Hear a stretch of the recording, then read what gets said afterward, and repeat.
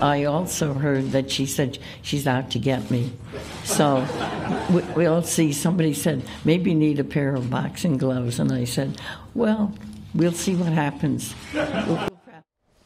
That was Loyola Chicago's Sister Jean, the real breakout star of this year's tournament, with some fighting words for the 100-year-old grandmother of former Michigan great Jalen Rose. Michigan takes on the Ramblers in the Final Four tomorrow night, and that's why we have the host of Writer's Block here with us, CBS HQ's Bill Reiter. Bill, great to see you. Good to be here. Great topic to chat about. Everyone's brackets are busted, including mine. I had my Bruins going all the way, so they were out a long time ago. Who do you have your money on for Saturday night? You've got Michigan versus Loyola, Villanova versus Kansas. It feels almost like a national crime now to go against Sister Jean, and I don't want her to get her boxing gloves out against me, but I did take Michigan all the way in my initial bracket. It's the only thing about my bracket that's respectable, so I'm gonna stick with Michigan. Loyola Chicago's a great story, and they can win it. They're here, but they're still an 11 seed. I think they'll be overmatched. So I like Michigan certainly in that game, and I'm sorry, Sister Jean. I think the good times come to an end. And what about Villanova versus Kansas? Who do you have ahead of there? It's a really tough game. Every coach that I've talked to in the last couple of weeks, Frank Martin, Conzo Martin, Tom Crean, yes, Bill Self, before he got going, said Villanova was the team to beat, or except for Bill Self, Kansas was the team to beat. I think the winner of this game probably wins the whole thing. Villanova's a smart answer, but Kansas is playing such modern basketball. They shoot so many threes, and Bill Self has really, I think, done his coaching opus. So I'm going to go with the underdog, even though not by much. I'm going to say Kansas gets it done. I mean, the skills of these top-seeded teams are almost unmatched. I tend to think that, look, they're pretty equal, and luck is what wins them games. You spoke with Tom Crean, as you mentioned, and he coached a Marquette team all the way to the Final Four. He did. What does he say it takes to win? He said exactly what you just said. He said luck, and he said the primary thing is to keep your focus. It's really easy to get out of your routine, to take in the moment, to feel the joy. And he said that giddiness and that excitement can become immaturity because these are college students.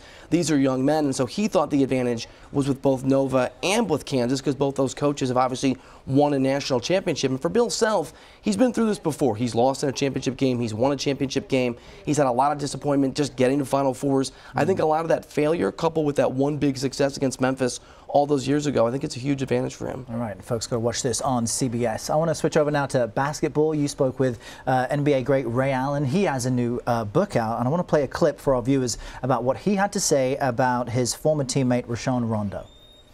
We know, all of us knew that it took all of us. You know, it wasn't one individual, it was all of us. And I think in the locker room at the time, we just wanted him to know, like, this is a team effort. Like, you know, everybody has to do their part. And the book is causing some drama because Allen said he wasn't invited to the Paul Pierce banner raising. Right. And his old Celtics teammates like Rondo don't seem happy with him. What's going on here? Yeah, he is, Ray Allen, one of the great Celtics of all time from his tenure there, is an outcast. He is no longer welcome with the Celtics, with that group of guys who won a championship with. And Rondo's really been the focal point of that rivalry. Ray Allen writes in his book and just talked about there the fact that Rondo said it was him that won that championship. He carried Kevin Garnett, he carried Paul Pierce, he carried Ray Allen. Those are three Hall of Famers. And so what Ray Allen is saying is, I think what a lot of us think about Rondo, he's a talented guy and you want him in the corner with you, but sometimes his arrogance can get in his way. And so is that what's behind this then? It's strange. It's a lot of different things. Ray Allen going to Miami certainly felt like a betrayal to Celtics fans when Allen said goodbye, but in the book Allen points out, no, I went to Miami in large part because Rondo made it untenable, and a true leader doesn't drive away a teammate. He tries to embrace him and make it work. All right, let's discuss baseball a little bit. Yeah, Opening day was yesterday. You're enthusiastic. What is exciting you most about this upcoming season? As a Cubs fan, that the Cubs hit a home run on the very first pitch. Last year that happened with the Astros. They won a World Series. But just the excitement. I mean, you had an incredible beginning for that rivalry on the West Coast between Dodgers, Giants. Clayton Kershaw pitches a gem, and still the Dodgers get shut out, giving the Giants some hope. And Giancarlo Stanton, I know it's an unfair advantage. The Yankees got him from Miami, but in his first at-bat, the reigning National League MVP, going to the best offense in the AL, hit a home run. So it's just, I think, we're going to see so many sparks fly this year. There's a lot of young, exciting talent in Major League Baseball. It's going to be a very exciting season. And this is my favorite sports story today. Let's talk about Scott Foster. But before we do, let's quickly listen to this. And the #1 star of the game from the Blackhawks, number 90, Scott Foster. And we've got to explain, this guy, 36-year-old accountant, the backup to the backup goalie, gets onto the ice and has really an awesome performance. He was effective.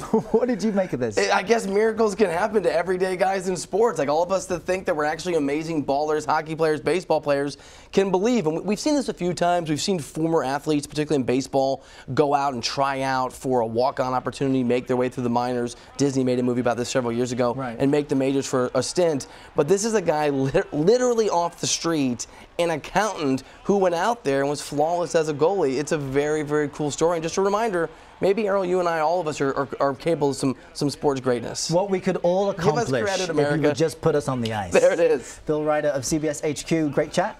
Thanks for having me. You bet.